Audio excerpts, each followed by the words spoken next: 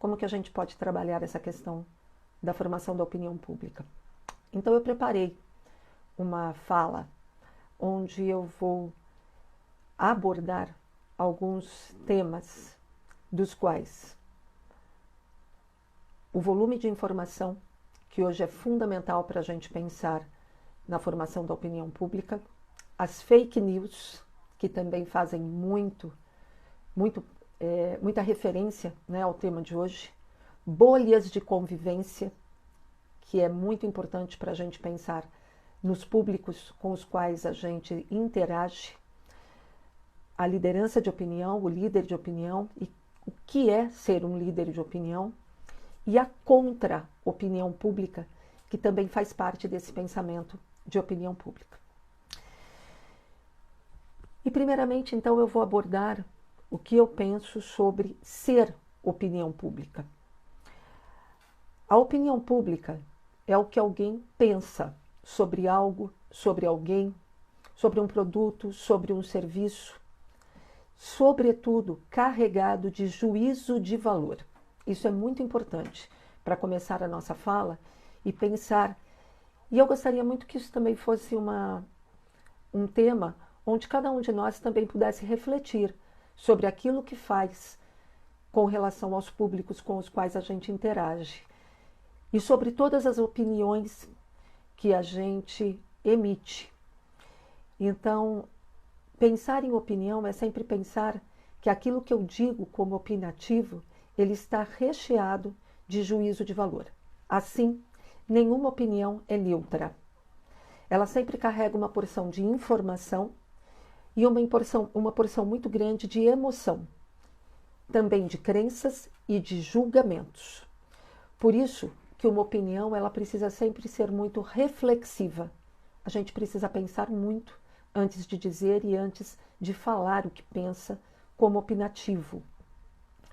Na sociedade existe uma confusão de palavras que acaba por impingir conceitos não corretos, como os conceitos existentes também sobre opinião pública. Ou seja, opinião pública é a opinião da massa? É uma grande confusão. Existe opinião de massa como se fosse unânime? Há um sério problema quando se fala em opinião pública. Alguns só reconhecem esse binômio quando a gente fala de pesquisas de opinião, quando alguns são questionados a expressar a visão sobre algo, sobre alguém. Mas mais do que isso, opinião pública, na maioria das vezes, é confundida com visão de todos, de totalidade. Por isso é comum a gente ouvir a mídia dizer assim: a opinião pública é favorável a isso ou aquilo, a opinião pública é contrária a isso ou aquilo. Muitas vezes dizemos que a opinião pública gosta ou a opinião pública não gosta, como se a opinião pública fosse uma entidade.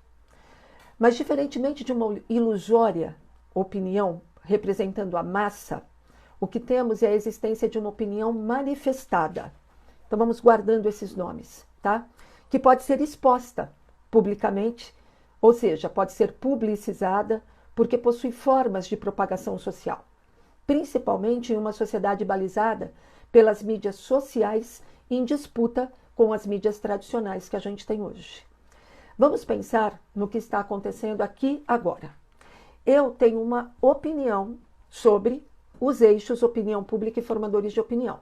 E estou compartilhando isso com um público que são vocês. Esse é o processo de publicização.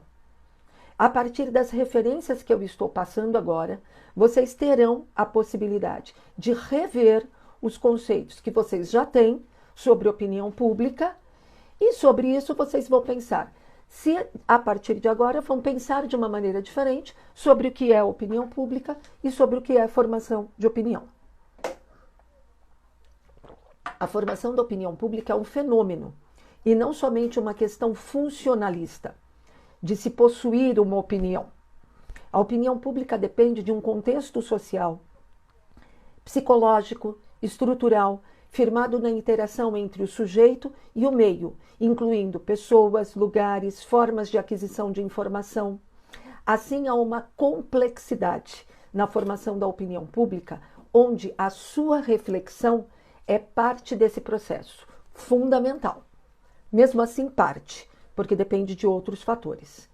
A complexidade, então, da formação dos diversos públicos está atrelada às próprias transformações sociais.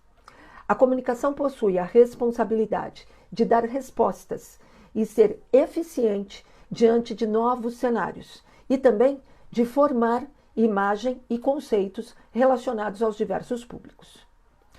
Discutir esses temas, além da sua atualidade, nos ajuda a pensar na necessidade de refletir sobre este momento em que o mundo está passando, sofrendo consequências da existência das mídias sociais que, se por um lado diversificam o processo de difusão do conhecimento, por outro lado, também têm oferecido um terreno fértil para a propagação de uma calamitosa desinformação presente nas redes sociais.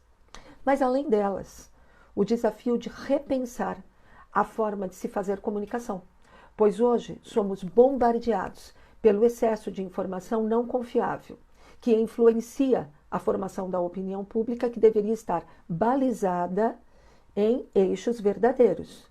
Por isso que hoje também eu vou abordar aqui a questão das fake news. E ao falar de fake news, eu quero falar de liberdade de expressão. Ou seja, vai aqui um questionamento. Você acha que liberdade de expressão é dar uma opinião? Ou seja, eu posso dizer assim, eu dou a opinião que eu quiser. Isso é liberdade de expressão, como a gente tem visto muito hoje na mídia. Essa semana aflorou um debate sobre fake news no país. E alguns defendiam que seria a sua opinião, porque a opinião é livre. Mas eu quero deixar aqui muito claro, não há liberdade de expressão quando se fala de crime.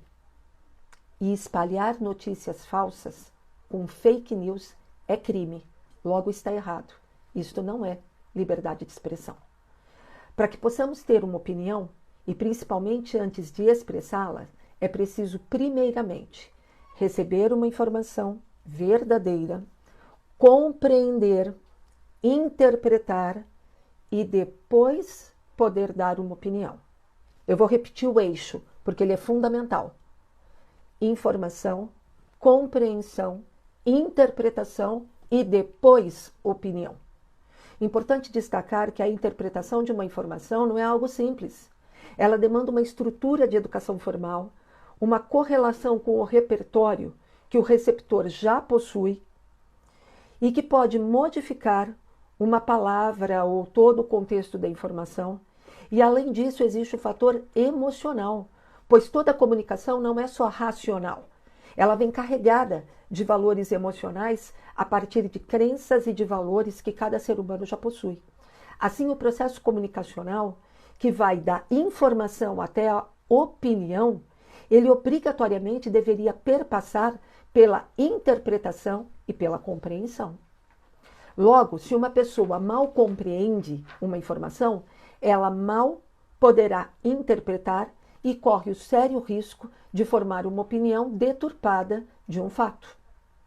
Muito importante destacar que a opinião é totalmente diferente de argumentação. Eu posso ter uma opinião sobre a cor de uma roupa, sobre um filme, sobre um livro, mas para tudo aquilo que se possui argumentos de descoberta científica, eu preciso de um outro argumento que o derrube. Assim, quando você diz, eu prefiro os poemas do Fernando Pessoa aos da Cecília Meirelles, eu posso entender isso como uma opinião. Mas quando você diz que a Terra é plana, eu apresento todos os argumentos e provas existentes até hoje de que ela é esférica, em oposição à Terra plana. Aliás, o paradigma da Terra esférica, o paradigma da Terra plana, apareceu na filosofia grega no século VI a.C., com Pitágoras, que derrubou dizendo que a Terra era esférica.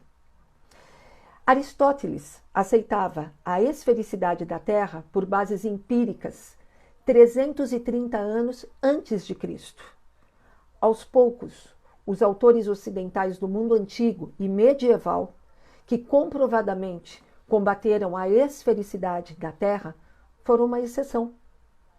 Eles eram geralmente ignorados ou tratados como ridículos no círculo intelectual da sua época.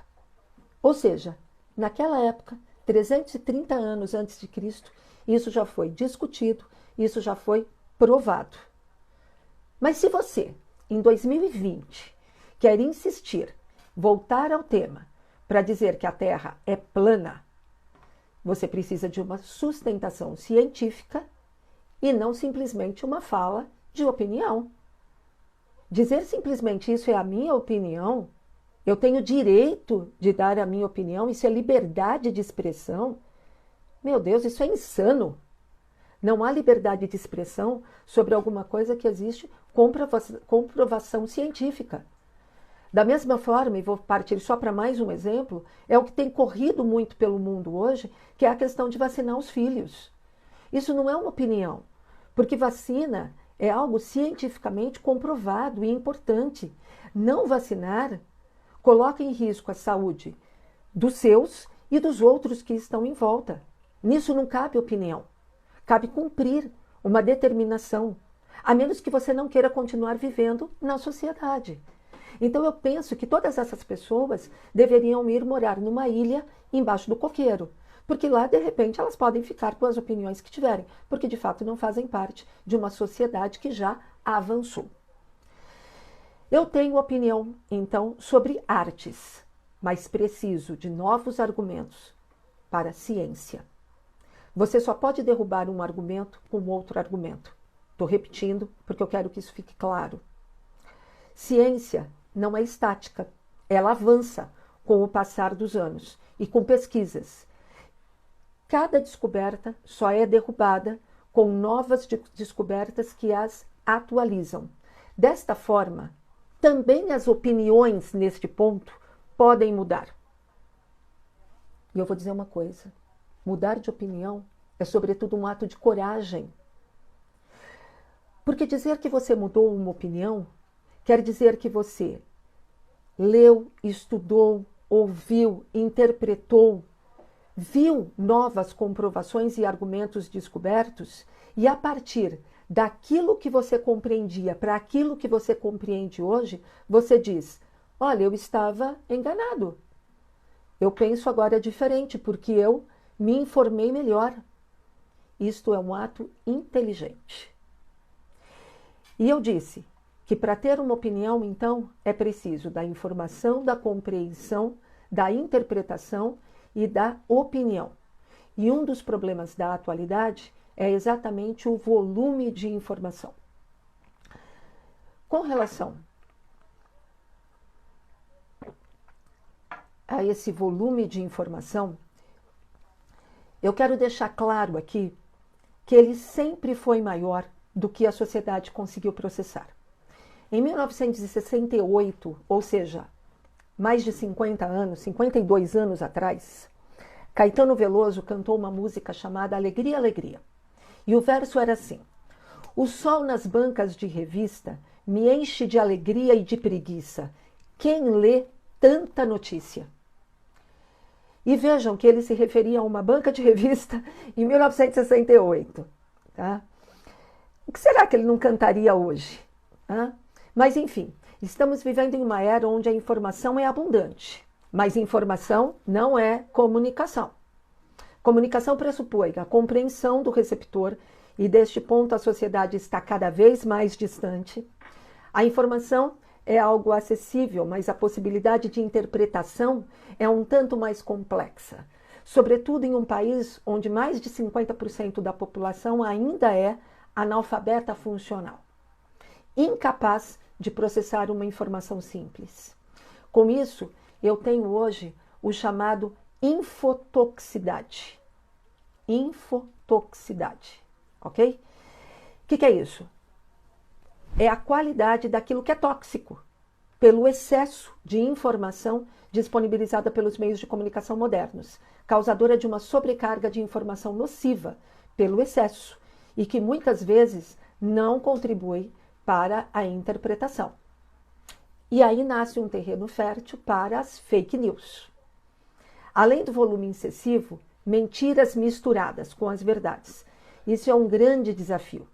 Conseguir garantir uma liberdade de expressão e, ao mesmo tempo, pensar em meios para que as pessoas consigam reconhecer fontes de informação confiáveis e não confiáveis, enfim, isso é uma relação dentro da sociedade onde eu crio esse ambiente fértil. Mas isso diz respeito também, para além dessas fake news, pensar que existem matérias publicadas com o objetivo de desinformar.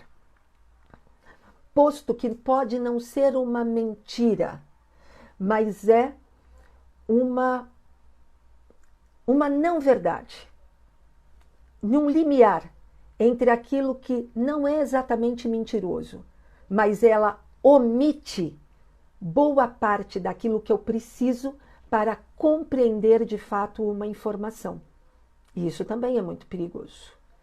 Pensar que existem essas matérias com o objetivo de desinformar, matérias sem responsabilidade com a sociedade e com um poder forte de manipulação. Eu disse que eu preciso de uma sociedade que compreenda essa informação.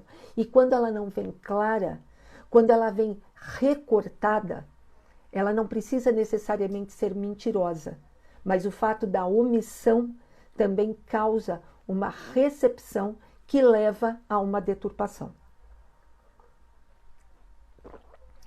São milhares de informação, diariamente, sobre comportamentos, produtos, bens, serviços, pessoas. Muitos conteúdos que antes eram passados oficialmente pelas organizações, hoje são transmitidos com sobrecarga de um conteúdo opinativo. Notem que a informação não deveria ser carregada de opinião. Informação é diferente de opinião.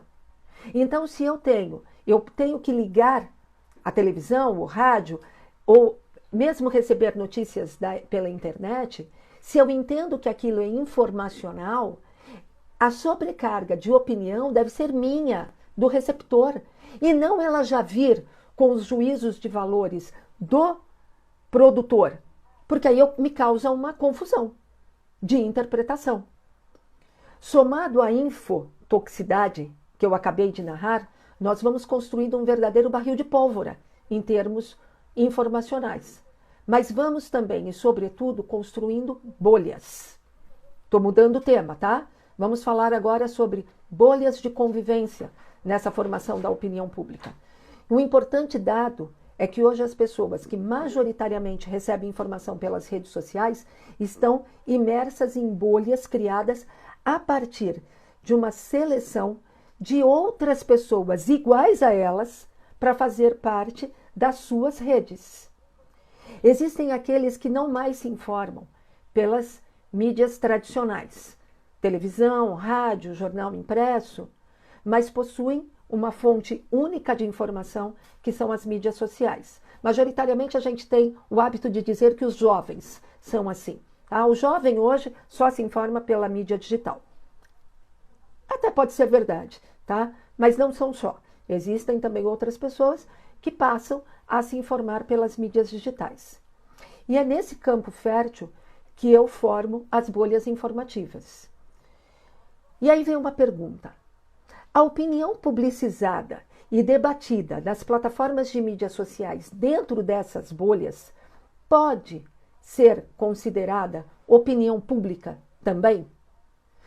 Ou é a opinião de públicos que se forma em torno de interesses e ideias convergentes formada em bolhas informativas? E por isso nem deveria ser considerado como opinião pública. Porque nesse caso, não ocorre um debate na esfera pública, mas sim em microesferas, que não chega a ser pública num sentido de propagação maior, de maior alcance, por estar limitada a alguns seguidores ou grupos que estão mobilizados e têm interesse naquele tema. Assim, aquelas pessoas que fazem parte desses grupos, elas possuem uma pseudo-sensação de se verem refletidos nas mídias sociais, quando na verdade elas estão absolutamente imersas e restritas às suas próprias bolsas de pensamento e de ideologia. Alguns pesquisadores que acreditam que a formação da opinião pública se aproxima da opinião de massa, com propagação a partir da mídia, terão dúvida se isso se caracteriza ou não como opinião pública. Eu, pessoalmente, desenvolvo minhas pesquisas de opinião pública sempre voltada para públicos específicos, ou seja, a ideia de opinião de públicos, sem a necessidade de se passar pela mídia hegemônica ou mídia de massa. E assim poderíamos também considerar essas microesferas como opinião de públicos específicos, e aí nesse sentido, tá? Nesse caso, então, a opinião pública num sentido de públicos, ok? E não, obviamente, eu não considero opinião pública como massa. De qualquer forma, aqueles que optam por informação do seu ciclo ficam ilesos a fatos advindos de várias fontes, inclusive aquelas das quais essas pessoas não gostam.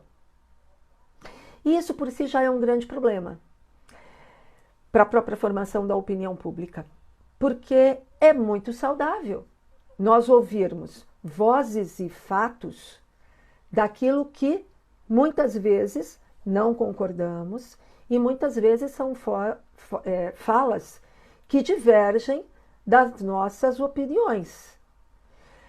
E é muito importante que a gente possa refletir sobre o bem, sobre o mal, sobre o belo, sobre o bom, o ruim, o certo e o errado, não só com os juízos de valores que eu tenho, mas com os juízos de valor de outras pessoas, para que eu possa pensar e analisar. Lembram-se lá do eixo que eu criei, tá? Entre a informação e a opinião, eu preciso compreender e analisar. Essas bolhas de convivência também são conhecidas como filtro invisível ou filtro bolha, que personalizam e dirigem de tal modo o conteúdo que é apresentado para o público a partir de algoritmos. Assim, cada um passa a enxergar só aquilo que lhe agrada.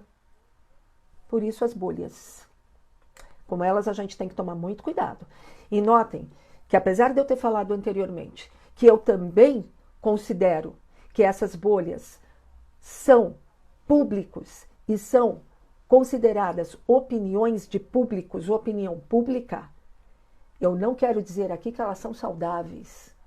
São microesferas que muitas vezes são vorazes. Eu vou falar um pouquinho mais disso, tá? Só para voltar aí na minha ideia. São microesferas de formação de opinião de públicos, mas não necessariamente benéficas, tá? Ao pensar nessa relação de comunicação dirigida e não massiva, podemos verificar um outro fenômeno denominado de publishers, quando as marcas assumem o papel de mídia. Elas criam e fazem seus próprios veículos de mídia e vão falar diretamente com os seus públicos, elaborando discursivamente um conteúdo que eu chamo de desintermediado, ok? Sem intermediação da mídia hegemônica. O fenômeno pode ser denominado também de communication bypass. E nesse formato as empresas exercem o papel de transmitir ao público informações e influenciar a formação de uma opinião favorável aos seus interesses institucionais ou comerciais. Com isso, a gente pode notar um outro fenômeno social com muitas vozes a produzir conteúdo. Se por um lado isso pode ser interessante, por outro pode ser preocupante. E eu não estou falando de censura, tá? Estou falando de um profissional de comunicação no processo. Estou falando da ciência da comunicação que precisa ser respeitada, porque o mau uso dos dados e o direcionamento artificial da opinião pública já começam a produzir um movimento de data ethics, ou ética de dados. Isso porque esse cenário podemos destacar para um complexo de novos negócios de mineração de dados e definição de estratégias capazes de atingir de forma certeira determinados públicos. Com isso, normas de regulação já reforçam a necessidade de criação de modelos de controle de responsabilidade de uso de dados. É por isso que a gente tem ouvido falar dessas questões. Isso também tem tudo a ver com a formação da opinião pública. Mas isso eu vou deixar para uma outra live, tá bom? Porque senão a gente vai se estender nessa questão de mineração, de como isso funciona, e a gente não consegue avançar. Mas para isso, é também importante destacar que boa parte dos dados, além dos mecanismos algorítmicos, os usuários também ativam funções que ajudam a dar forma nesse efeito da bolha, que isolam pessoas em grupos onde apenas alguns tipos de informação conseguem circular.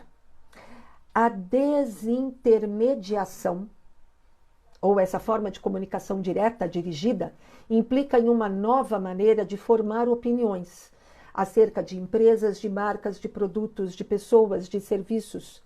E muitas vezes isso é absolutamente ilusório, porque eu só falo com quem eu quero, eu só prego para os convertidos, eu só rezo para o padre e para aqueles que estão dentro do convento. E é claro que aí a validade fica absolutamente questionável. Vale lembrar que para que isso aconteça, como eu disse anteriormente, existe sempre uma sociedade propícia. Nada que acontece em termos comunicacionais acontece sem que a sociedade esteja absolutamente pronta para receber. E aqui eu vou então fazer um outro gancho para uma existência de um ser em torno da formação dessa opinião pública, né, dos formadores da opinião pública, que são os sofomaníacos. Eu tenho certeza que você vai dizer que aí do seu lado tem um sofomaníaco. Já explico. Sofomania é o hábito no qual uma pessoa estúpida e desprovida de inteligência se considera extremamente inteligente. Gosta de se passar por sábio com uma confiança excessiva e ostensiva sobre a sua própria sabedoria. Lembro aqui que só os tolos sabem tudo. A sociedade atual se vê atacada por ondas de sofomania, em que a hierarquia do conhecimento parece dar lugar a consultas ligeiras ali nas mídias sociais. Antes era assim, né? Que bom, né? O tempo que era assim. Agora é assim, tá? A sociedade atual se vê atacada por ondas de sofomania, em que a hierarquia do conhecimento, dando lugar a essas mídias digitais, fazem com que muitas pessoas que não têm o conhecimento necessário para dar uma opinião adequada sobre um fato e ainda assim queira comentar uma informação, não aceitem nada que venha diferente da opinião delas. Aquilo que se opõe a elas não é válido nem aceito. Além de inconvenientes, pode ser um sinal forte de um desvio psicológico, tá? Não aceito, é claro, os sofomaníacos nunca acham que estão malucos. A sofomania se exacerba com a quantidade de likes de pessoas tão ignorantes quanto que se sentem contempladas com as opiniões de outros ignorantes, fazendo assim um ciclo vicioso de pessoas que ovacionam-se mutuamente. Eles também publicam nas mídias sociais e isso ajuda a crescer o bolo de conteúdos desnecessários, impróprios, irrelevantes e, hoje em dia, violento. De alguma forma, esse comportamento de violência estava sempre muito camuflado na sociedade, mas hoje ele se acentua nas mídias sociais. Aquilo que era velado, hoje está absolutamente explícito. E agora eu vou entrar no eixo específico de formadores de opinião. Os formadores de opinião precisam de conteúdo para ascender da condição de generalista para especialista ou autoridade. Ou seja, eu preciso entender de algo para ser um formador de opinião por conteúdo. O conteúdo que tenho, sendo um biólogo, um comunicólogo, um matemático, um agrônomo, me credencia a falar sobre esse tema. São também celebridades. Celebridades em determinados assuntos. Então, eu tenho um filósofo célebre, um professor célebre, um cientista célebre. Existem também, por outro lado, os formadores de opinião por exposição, pela exposição midiática, caracterizada como fugaz na mídia.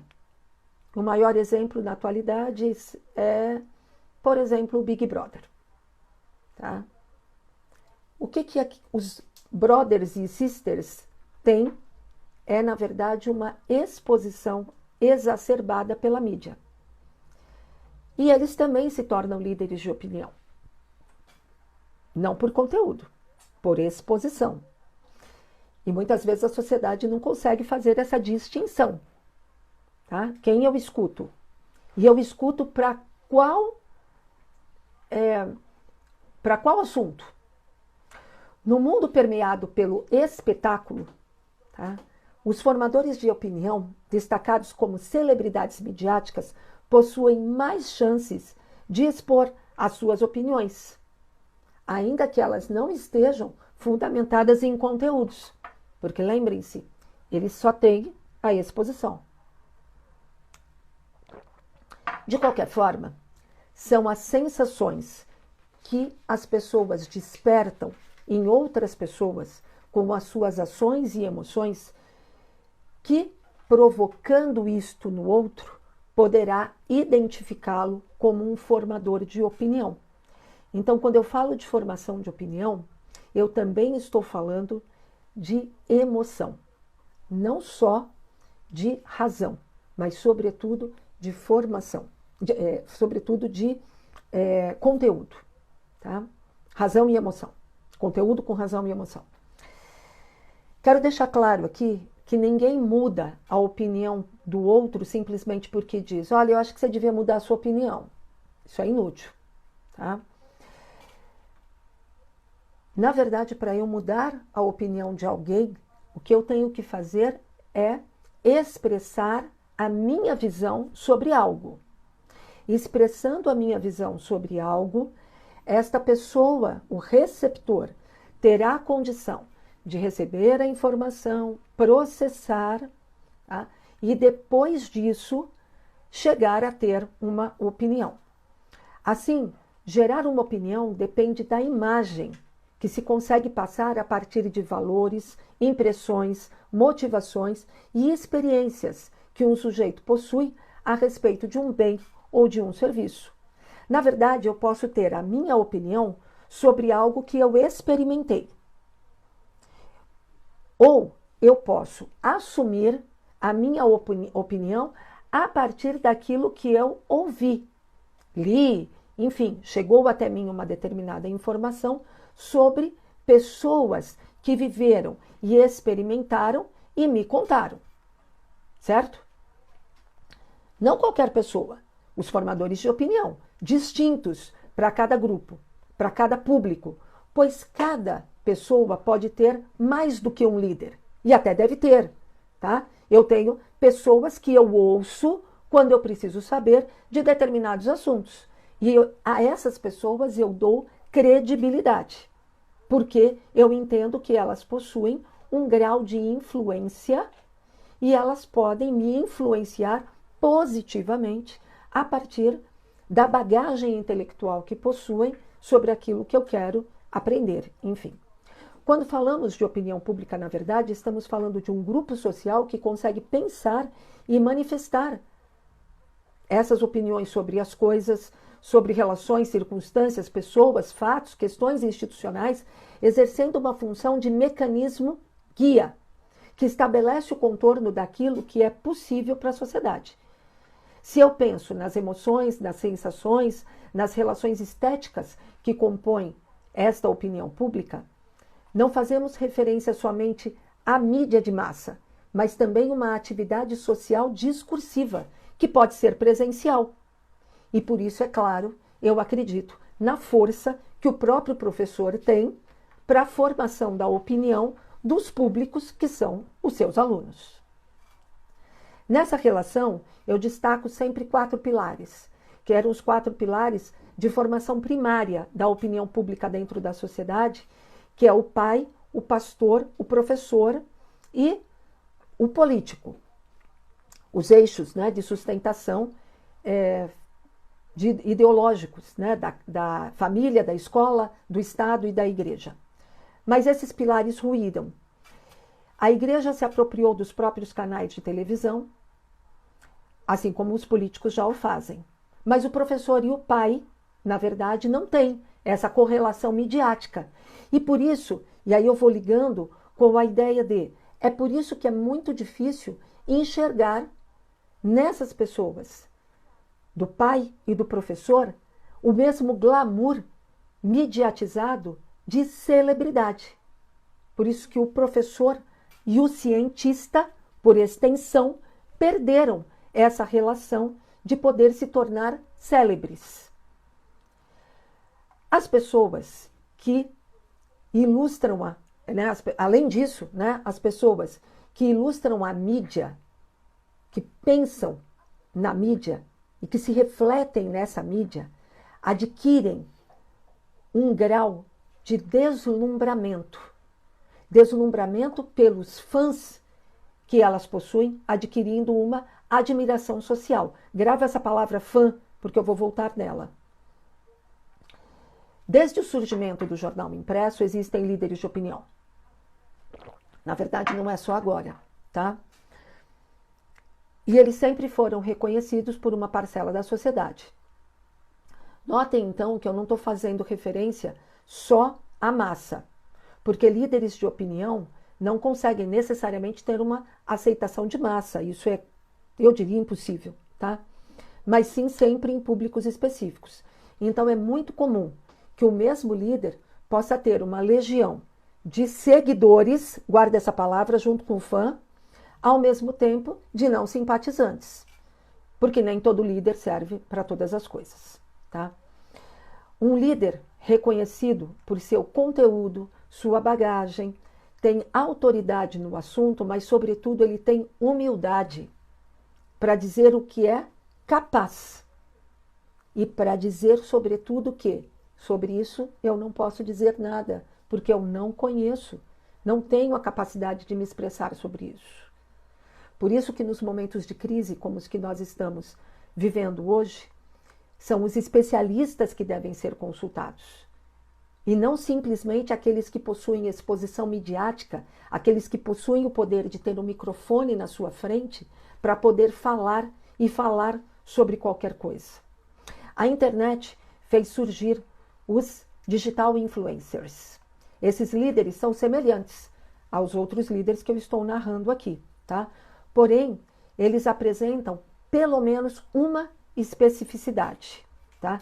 Eles são a sua própria mídia, não dependendo de um veículo que intermedie essa contratação. Eles entram, constroem, por exemplo, um canal a partir da internet e nisso eles não precisam ser contratados, é aqui que eu quero dizer, tá? E os digital influencers possuem seguidores, ou seja, o influenciador influencia efetivamente se refletir a imagem de um grupo representado. Quanto mais seguidor eu tenho, mais seguidor eu terei, porque eu tenho uma correlação direta nessa quantidade. E aqui eu volto, então eu pedi para vocês pensarem um pouco sobre as duas palavras, que era seguidor e fã. E eu gostaria que a gente refletisse sobre elas. Eu particularmente, para mim particularmente, são duas palavras que me incomodam muito, tá? Isso porque o termo surge com o Bandwagon Effect, para descrever a disposição que algumas pessoas têm de se guiarem por concepções majoritárias, reestruturando a sua opinião de acordo com aqueles que, em seu julgamento, são representativos e válidos. A tradução do bandwagon é carroça com uma banda. E era usada para carregar músicos de uma banda pelas ruas.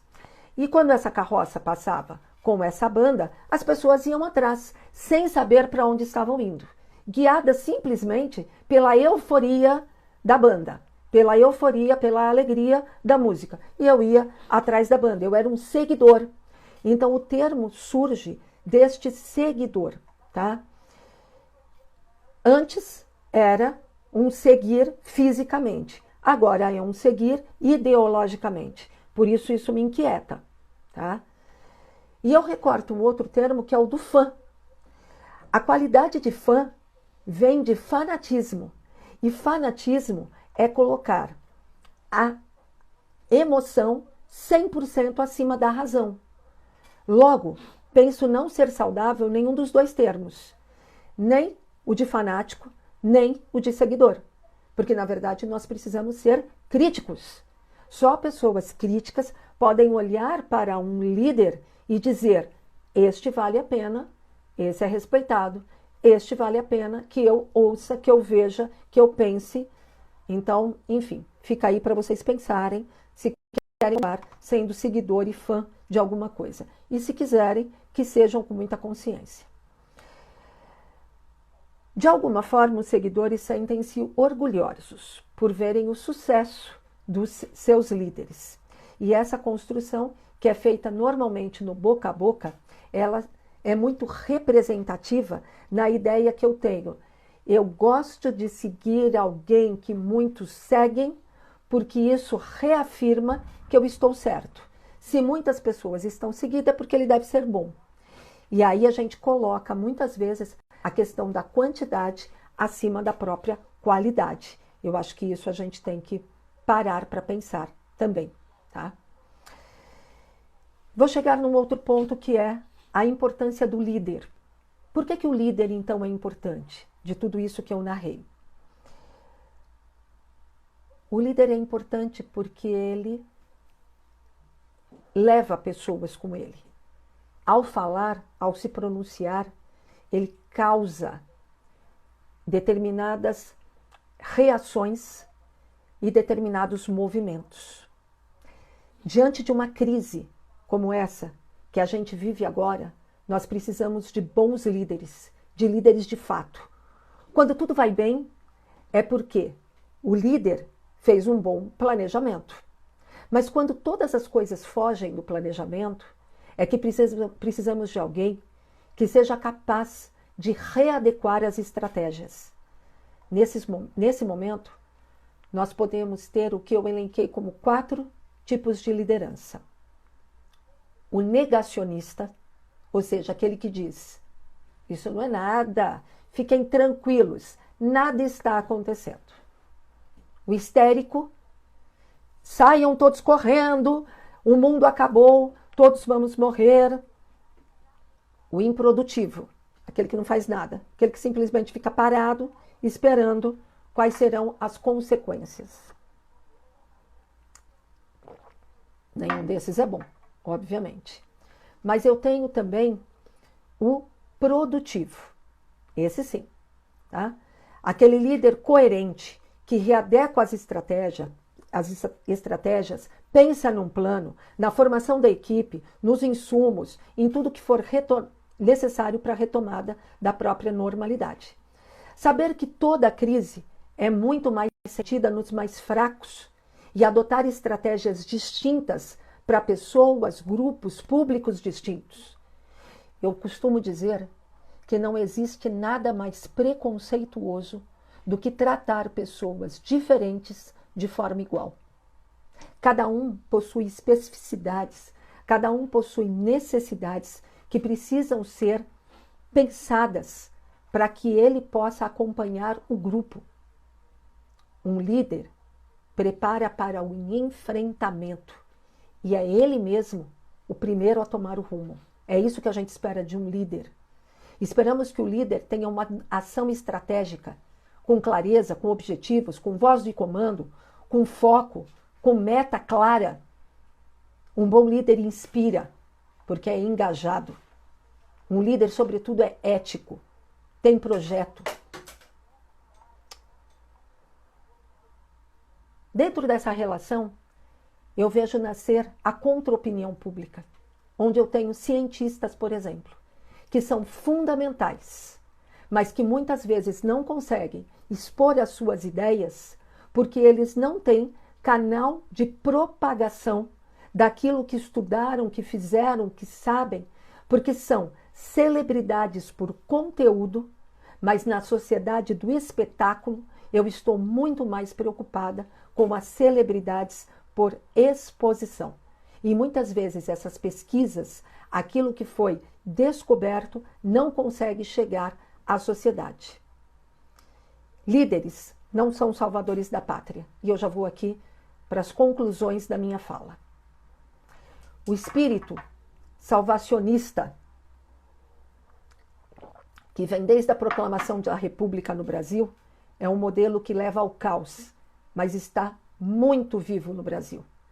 No cenário político brasileiro, nós sempre esperamos um salvador e não um líder.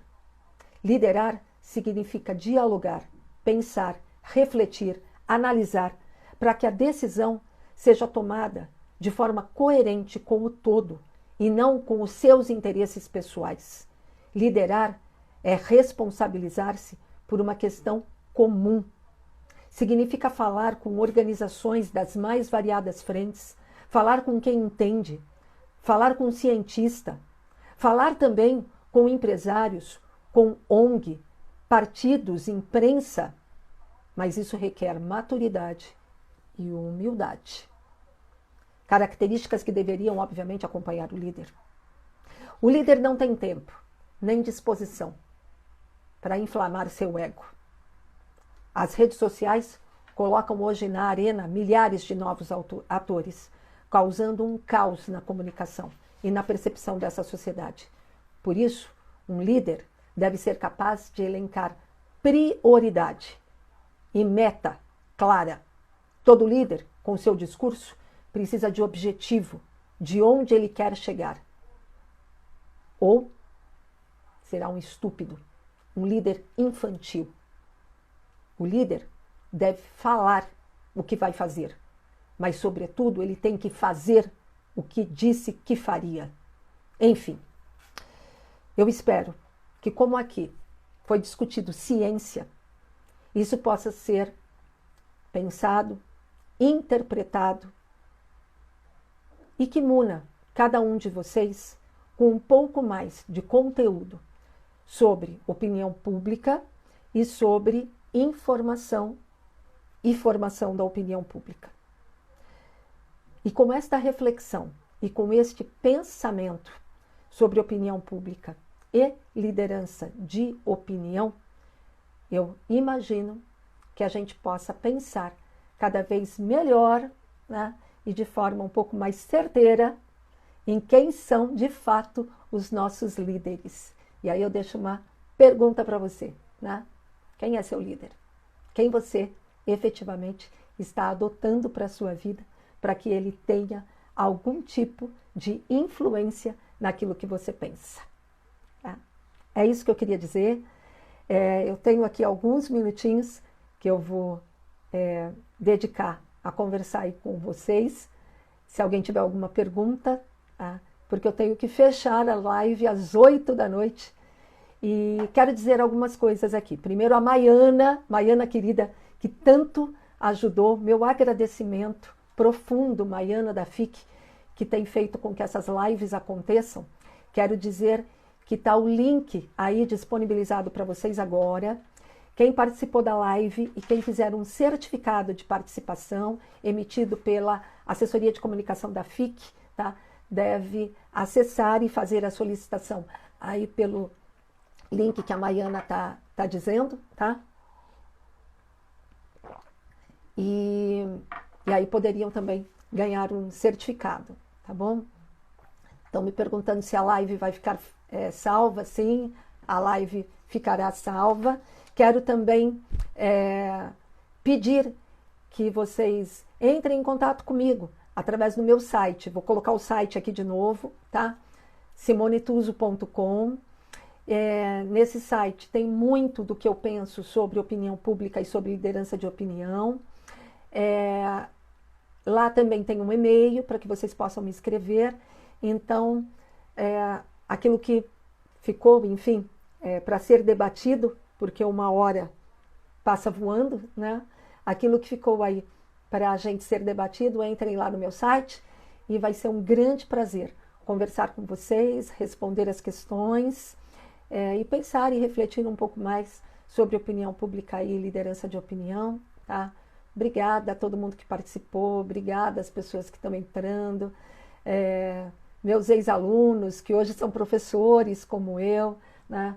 Vi muitos ex-alunos aqui, muitos professores, não só aqui de Goiás, né? Aqui de Goiânia, onde eu atuo hoje, mas de vários lugares aqui.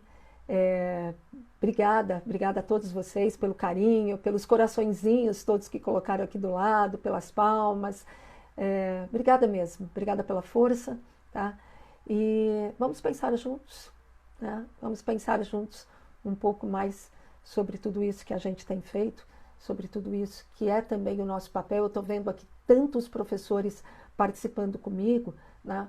Pensando de fato em nós mesmos como formadores de opinião e no papel que nós temos dentro da sala de aula para levar isso para os nossos alunos, para que os nossos alunos se inspirem naquilo que a gente faz, para mostrar que a ciência está acima da fake news, para mostrar que é a partir das universidades, dos bancos de escola, dos livros, dos cientistas professores, que a gente pode avançar e a gente pode ter opiniões cada vez mais concretas, tá? Podem me fazer também, quem quiser falar comigo, perguntas lá no direct do meu Instagram. Quem quiser entrar lá também, fique à vontade, tá? Fico aqui absolutamente à disposição de vocês para a gente voltar a conversar, tá? Obrigada mesmo, obrigada por cada um que participou. Foi um privilégio vê-los aqui, tá? Vendo todo mundo aqui. Vou salvar essa live agora para quem depois quiser assistir, tá? Fiquem com Deus. Um beijo muito grande em cada um de vocês. Foi um prazer enorme. Eu me senti um pouco de novo dentro de sala de aula fazendo isso, tá? Um beijo muito grande, viu? Até a próxima. Boa noite. Tchau.